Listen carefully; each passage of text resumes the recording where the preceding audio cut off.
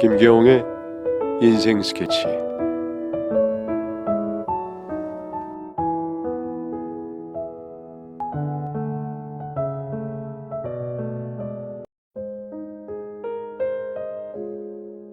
안녕하세요. 항상 빠짐없이 사연들을 듣고 고독하는 40대 남성입니다. 저도 2년 전까지는 노총각이었습니다. 이러한 데에는 저의 소심하고 숫기 없는 성격이 한몫을 하게 되었는데요. 지금은 사회생활을 하면서 많이 나아졌지만 어릴 때는 워낙 부끄러움도 많고 내성적이다 보니 당연히 학창시절의 여자친구들과의 교제는 상상할 수도 없었습니다. 이런 제 성격이 과묵하다며 절 좋아하는 친구도 있긴 있었어요. 그 친구가 제게 많은 호감을 표시해서 저도 연애를 하긴 했죠. 그런데 고작 2주일 정도 만나다가 너 진짜 너무 재미없다 하면서 그 애가 먼저 저를 찾죠. 학창시절의 연애는 그게 전부였습니다. 얼마 없는 제 친구들도 저와 비슷한 성격이었어요. 끼리끼리 논다고 그러죠. 다들 여자 만나기 한참 글러먹은 놈들이었는데요. 시간이 지나고 어른이 되면서 그 애들은 모두 성격도 변하고 활발해지고 또 경험이 많아지면서 제 짝들을 잘 찾아서 만나고 있더라고요. 물론 연애를 못하는 다른 이유도 있었습니다. 바로 돈 때문이었죠. 대한민국에서 부자 아니면은 워낙 살기가 어렵고 사람 대접 받기도 어렵죠. 또 저처럼 지방에 살다가 서울 올라온 놈들은 서울살이 한다고 나가는 돈이 정말 많죠. 월세만 해도 얼마입니까? 저의 경우에는 서울에서 지인도 없고 무대포로 상경한 거라 더욱 힘이 들었죠. 그럭저럭 더 좋은 직장으로 이직에 성공하긴 했지만 그것도 그래봐야 중소기업이었고 아무래도 학력도 고졸에다가 경험도 많이 없었기에 낮은 직책과 쥐꼬리만한 월급을 받아가며 흐르는 세월 따라 그냥 살았습니다. 그래도 연차가 점점 쌓이고 웬만한 사람들이 다 승진하기 시작하면서 고졸인 저 또한 한 계단 두 계단씩 올라가기 시작했습니다. 그렇게 과장직을 달게 되었지만 사실 연봉은 처음과 큰 차이는 없었어요. 연봉 협상 때는 매번 고졸 학력이라는 이유로 큰 변동 없이 회사를 다닐 수밖에 없었죠. 헐만 좋은 거죠. 그래서 저도 사람인지라 과장 소리가 듣기는 좋더군요. 과묵한 타입이다 보니 여러 인간관계의 문제에 휘말릴 일이 없어서 부끄럽지만 사람들에게 평판이 좋기도 했습니다. 아무튼 요약해보면 남들은 저를 결혼 왜 안 하는지 모를 김과장이라고 봤지만 실은 여자 한 번 제대로 못 만나본 고졸 루저 노총각이었습니다. 제 입으로 말하기는 슬프고 쓸쓸하지만 인정할 수밖에 없기는 하네요. 지금까지는 제 소개가 변명처럼 좀 길었지만 앞으로 일어날 일들은 워낙 충격적이고 또 현실에서 이런 일이 있을까 싶을 정도로 놀랄 수 있는 일들이라 최대한 자세하게 그리고 빠르게 설명드리도록 하겠습니다. 아마 모두들까지는 아니더라도 대부분의 사람들은 살면서 모두 이런 생각을 한번 해보셨을 거예요. 로또 1등에 당첨되면 뭘 할까? 누가 내 계좌에 10억만 좀 잘못 넣어줬으면 좋겠다. 재벌이랑 결혼하면 어떨까? 진짜 죽여주겠지? 등등의 환상적인 생각들이요. 저 또한 이따금씩 돈이 많다면 얼마나 좋을까 상상을 하면서 그 상상 속에서 새집도 마련하고 차도 몇 대 새로 뽑고 해외여행도 잔뜩 다니면서 행복한 시간을 보낼 때가 있었습니다. 물론 현실이 아닌 전부 꿈에 불과했지만요. 그런데 정말 꿈같은 말도 안 되는 그런 일이 저에게도 일어났습니다. 로또 1등에 당첨됐냐고요? 아니요. 그보다는 더 현실적이고도 말이 안 되는 일이었습니다. 그날은 너무 덥고 습해서 하루 종일 사우나에 들어가 있는 듯 무더운 여름이었습니다. 저희 회사는 다른 곳보다 딱 한 가지 더 좋은 점이 있었는데요. 바로 복지였습니다. 한 달에 한 번씩 몸보신데이라는 게 있어서 대부분 회사에 상주하시지 않으시는 사장님께서 직접 회사에 방문해서 직원들을 넓고 고급스러운 가게로 데려가서는 모두에게 한턱 크게 내주시면서 직원 하나하나를 일일이 챙기는 그런 날이었죠. 워낙 사장님 성격이 쿨하시기도 하시고 행동이나 말들도 굉장히 점잖고 지적이라 사장님은 모든 직원들이 우러러보고 존경하는 그런 인물이었습니다. 물론 몸보신 데이가 경우에 따라 호불호가 많이 갈리는 행사 중에 하나였습니다. 아무래도 회식을 별로 안 좋아하는 사람들도 많잖아요. 그래도 저는 좋았습니다. 워낙 친구도 없고 회사집을 반복만 하던 사람이라 그날만큼은 회사 사람들과 이야기를 나누며 함께 밥을 먹을 수 있었으니까요. 오래 일했는데 왜 친구도 하나 없냐고 물으실 수 있겠지만 아까 앞서 말했던 것처럼 제가 워낙 숫기도 없고 소극적인 성격이라 친한 동료도 하나 없고 꼭 자발적 사내왕따나 다름없기도 했죠. 그렇게 다시 몸보신 데이가 돌아오고 전 그날 업무를 마치고 보고를 하기 위해서 차장님 자리로 향하였습니다. 차장님은 원래 자리에서 절대 떠나지 않기로 유명한데 이상하게 원래 자리에 절대 떠나지 않으셨던 차장님께서 자리를 비우셨더라고요. 어디 가셨는지 궁금하기도 했고 또 마음이 급해 제가 그 층을 천천히 걸어다니면서 차장님을 찾고 있는데 복도 맨 끝 안쪽에 있는 임원회의실에서 누가 대화를 하는 듯한 소리가 들렸습니다. 차장님이 계신가 싶어서 그쪽으로 걸음을 옮긴 저는 어쩌다 정말 뜻밖의 그리고 의미심장한 대화를 엿듣게 되었어요.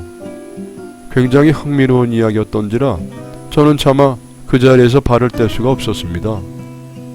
정 차장, 그래서 좀 찾아보긴 했어. 그러니까 사장님 죄송합니다. 아무리 찾아도 적임자가 없어서 자네 내가 얼마나 시간을 줬는데 아직도 못 찾았단 말이야. 어디서 알았는지 몇몇은 이미 다 알고 있더라고요.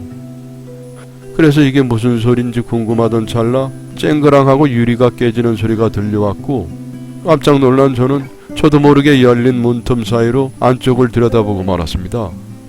그 순간 문틈으로 차장님과 제 눈이 똑바로 마주치고 말았죠. 너무 당황한 나머지 몸이 얼어서 그대로 서 있는데 차장님의 눈빛이 순간 반짝이더니 갑자기 차장님께서 저한테 걸어오기 시작했습니다. 큰일 났다. 빨리 벗어나야 한다는 생각이 머릿속에 점령했지만 생각과는 다르게 두 발은 옴짝달싹 못하고 땅에 철썩 달라붙어 있었어요. 김 과장, 여기서 뭐해? 언제부터 있었나? 제 앞으로 다가온 차장님은 문을 열고 제게 작은 목소리로 물어보셨고 저는 고개를 내저으며 얼마 안 됐습니다. 방금 전부터 있었어요. 그게 그러니까 라고 말을 하며 변명을 하려던 찰나 차장님은 얼굴빛을 싹 바꾸시더니 이렇게 물으시더군요. 아, 자네 아직 총각이지? 예? 그건 갑자기 왜? 아, 예, 맞습니다. 다녀오거나 그런 건 아니고? 네, 안 다녀왔습니다. 그러더니 차장님께서 제 어깨에 손을 두르고 회의실로 저를 데려가시는 게 아니겠어요? 아무 말도 못하고 그대로 들어간 회의실 안에는 사장님께서 앉아 계셨습니다. 사장님께서는 오묘한 눈빛으로 저를 쳐다보시더군요. 저 사장님, 제가 미처 깜빡 잊고 있었습니다. 김 과장 이 친구도 여기서 일한 지 참 오래됐죠. 성실하고 일도 잘하고 예의가 참 바른 친구인데요. 아무것도 모르는 저는 그저 눈만 깜빡이면서 차장님과 사장님을 번갈아 보았고 사장님은 그런 저를 천천히 살피며 웃으시면서 이렇게 말씀을 하셨습니다. 참 김 과장 이제 보니까 인물이 시원시원하고 남자답네. 일은 잘하고 있지? 그리고 차장님께 뭐라 낮은 목소리로 이야기를 하시더니 사장님은 이런 말을 남기고 먼저 회의실을 나가셨습니다. 정 차장, 이따 김 과장도 함께 보게. 임원 회의실을 벗어나서 사무실로 함께 돌아가는 길 내내 제가 말이 없자 오히려 정 차장님이 먼저 말을 꺼내더라고요. 김 과장, 아까는 놀랐지? 실은 사장님께서 따님의 사익감을 찾고 있는데 딸이 결혼 정년기를 넘기기도 했고 워낙에 딸을 아끼시는지라 약간 흥분을 하신 모양이야. 실제로는 더 길게 말씀을 하셨는데요. 요약을 하자면 이런 얘기였습니다. 사장님이 딸을 아끼신다. 좋은 사익감을 찾고자 하는데 딱히 없다.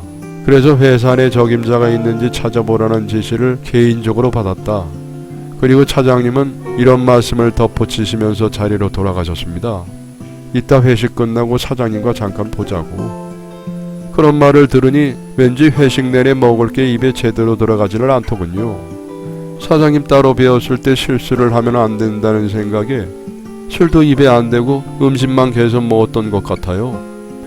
몸보신 데에는 사장님께서 직원들을 챙기는 날이니 저도 그때마다 사장님과 대화를 하긴 했지만 개인적인 자리를 가져 만난다고 하니까 긴장과 걱정이 이만저만이 아니었습니다.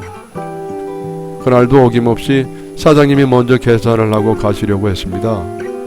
차장님도 그때 일어났습니다. 그렇게 차장님 차량으로 함께 이동해서 어디론가 가는데 일식집이더라고요. 처음에 사장님은 인자하게 웃으시면서 회사 생활은 어떠냐 등의 질문을 하시더군요. 그러다 서서히 결혼을 안 했다고 들었다, 마음에 드는 여자가 있느냐 같은 질문을 하시기 시작했습니다. 저는 그냥 묻는 말에만 대답했고요. 딱히 덧붙일 말도 없었습니다. 그러다가 사장님이 갑자기 자기 딸과 선을 볼 생각이 있냐는 거예요. 전 고민하는 척하다가 알겠다고 했습니다.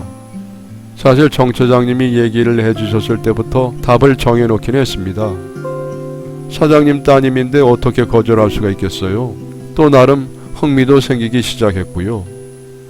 전 여자 경험이 거의 없었을 뿐더러 사장님 따님이라니 뭔가 환상에 빠져드는 기분이기도 했거든요.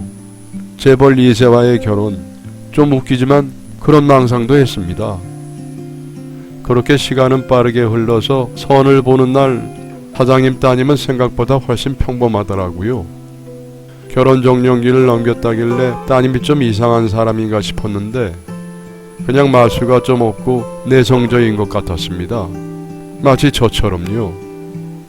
집안은 너무도 다르지만 왠지 모를 동질감을 느꼈고 연애 감정이 느껴지고 뭐 그런 건 아니었지만 나쁘지는 않은 느낌을 받았습니다. 저는 처음 보는 거라서 남들은 어떤지 모르겠지만 오히려 활기찬 분위기가 아니어서 저 또한 안정이 되었고 밥 한 끼 먹고 연락처 교환하고 나름대로 잘 마무리를 했죠. 선을 마치고 나서 또 한 번 사장님과 만나는 자리를 가졌습니다. 이번엔 정 차장님 없이 저와 사장님 뿐이었어요. 사장님은 그냥 다른 얘기 없이 본론만 말하겠다면서 이렇게 물으시더라고요. 자네 우리 딸 마음에 들었나? 네 사장님, 좋았습니다. 그럼 자네 우리 딸과 결혼하는 건 어떤가? 그게 무슨... 그건 좀 너무 갑작스러워서. 당황한 제가 말을 돌리려고 하고 있을 때 사장님은 정말 뜬금없이 충격적인 제안을 저에게 하셨어요. 마치 영화나 드라마 속에서 나올 것만 같은 말이었죠. 자네 집안이 넉넉지 못한 걸 내가 잘 알아. 우리 딸과 결혼하고 이혼만 하지 않는다면은 내가 자네에게 30억 정도를 지원해 줄 수 있네. 어떤가? 라는 것이었습니다. 제가 어안이 벙벙해 있자 사장님께서는 오래 봐. 내가 보니까 자네가 딱 내 딸 적임자야. 둘이 닮은 면도 많은 것 같고 한번 깊게 생각해 보게. 대신 시간은 길게 못 준다고 하셨죠. 이렇게 말씀을 하시더라고요. 자네가 안 된다고 하면 다른 사익감을 찾아야 되니까 답은 빨리 줬으면 좋겠네. 사실 이 제안을 거절할 배짱은 없었습니다.